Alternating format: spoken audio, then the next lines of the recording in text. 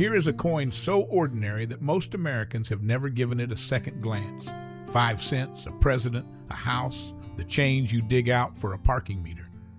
And yet buried inside its story is a heartbroken immigrant who spent his prize money on a funeral, a coin that hid real silver in plain sight for 4 years, a building so obscure that people thought it was Fort Knox, and a rumor that sent a nation squinting at a flagpole that was never there. The Jefferson nickel is the coin nobody looks at twice. So let's look at it twice. This is its story. It begins, like so many American coins, with the death of the one before it. By 1938, the beloved Buffalo nickel had reached the 25-year mark that legally allowed the government to replace it. And the mint was eager to be rid of it because for all its beauty, the Buffalo had been a nightmare to strike, wearing out dies and losing its date. The Treasury wanted something clean, modern, and easy to mass produce, and they wanted it to honor Thomas Jefferson, whose 200th birthday was approaching. So they did something unusual. They threw the design open to the public in a nationwide competition, offering a $1,000 prize, a small fortune in the depths of the Great Depression. Nearly 400 artists entered, and the man who won was, fittingly for a nation of immigrants, not born American at all. His name was Felix Schlag, a German sculptor who had served in the Kaiser's army in the First World War, trained at the Munich Academy, and come to the United States in 1929 chasing a better life. He was a gifted artist scraping by on Depression-era commissions. And in April of 1938, out of hundreds of entries, his vision of Jefferson was chosen. It should have been the triumph of his life. But here is where the story turns, and where it breaks your heart a little. At almost the exact moment Schlag won, as he was becoming an American citizen that same year as his design was being celebrated, his wife Anna died after a long illness. The $1,000 prize, the reward for the achievement of his career, did not go toward celebration. It went to pay her accumulated medical bills and her funeral. The money that was supposed to crown his American dream buried the woman he'd crossed an ocean with. Years later, with the quiet, dark humor of a man who had made peace with it, Schlag liked to say, "America got its nickel's worth out of me." Billions of his coins would go on to fill the pockets of the nation. He would receive not 1 cent in royalties for any of them. And the indignity didn't stop there.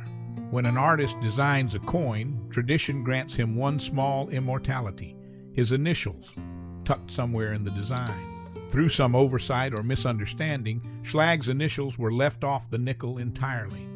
For 28 years, the most circulated coin in America bore no trace of the man who made it. It was not until 1966, nearly 3 decades later after collectors themselves pushed for it, that the mint finally added a tiny FS beneath Jefferson's shoulder. Schlag lived to see it. He'd been designing the coin uncredited longer than some Americans had been alive. Now, about that house on the back, because it hides one of the coin's best small mysteries. Schlag put Jefferson's beloved home, Monticello, on the reverse. It's one of the most recognized buildings in America today. But in 1938, hardly anyone knew what it was.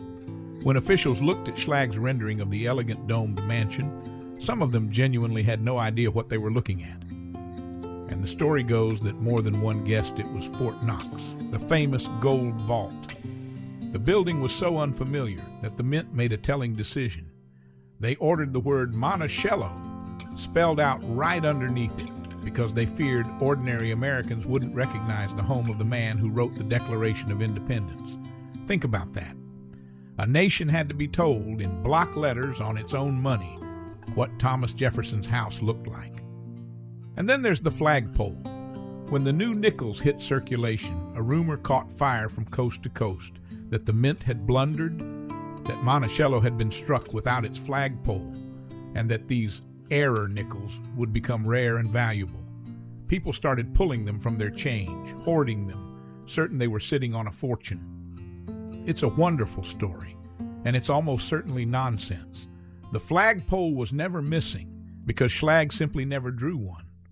The real Monticello's roofline doesn't prominently feature one, and the design just didn't include it. Billions upon billions of Jefferson nickels later, Monticello still stands there without a flagpole, and not a single one of them is a valuable error.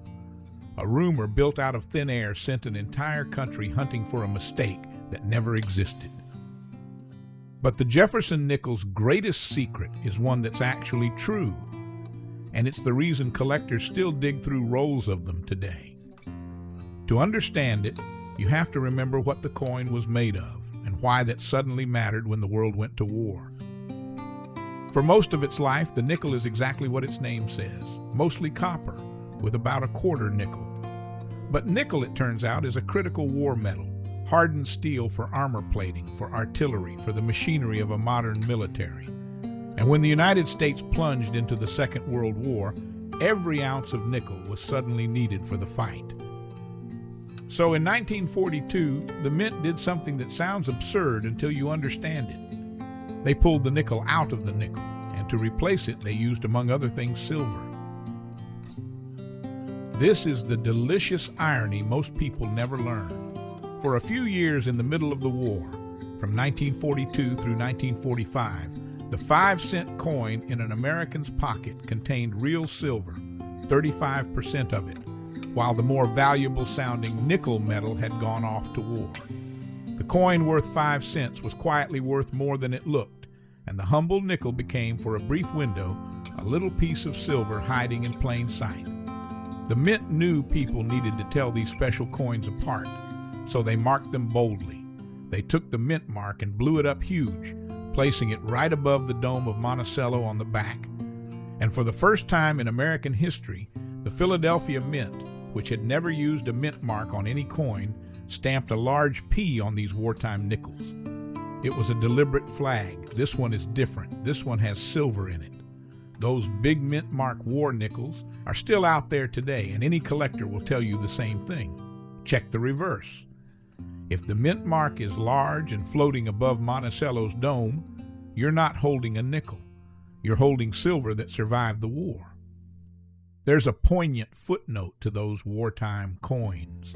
Untold numbers of them were later gathered up and melted for their silver content over the decades, meaning some of the very coins minted to help win a war were themselves consumed for their metal in the years after it. The survivors are what collectors hunt. The rest of the Jefferson nickel's life was long and quiet. Schlag's design rode in American pockets essentially unchanged for 65 years, one of the longest runs of any coin in the country's history.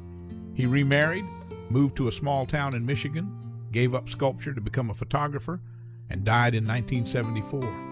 A man most of his neighbors never knew had designed the coin they used every single day. Decades later, a coin club paid to place a small Jefferson nickel monument beside his grave. It cost 4 times what the government had paid him to design the coin in the first place.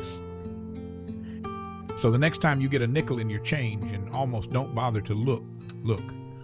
It carries the grief of an immigrant who buried his wife with his prize money and never earned a penny more. It carries a house so overlooked that a nation had to be told what it was. It carries a phantom flagpole that launched a treasure hunt for nothing. And every so often, if the mint mark rides high above that little domed house, it carries actual silver. A 5-cent coin that quietly outsmarted a world war.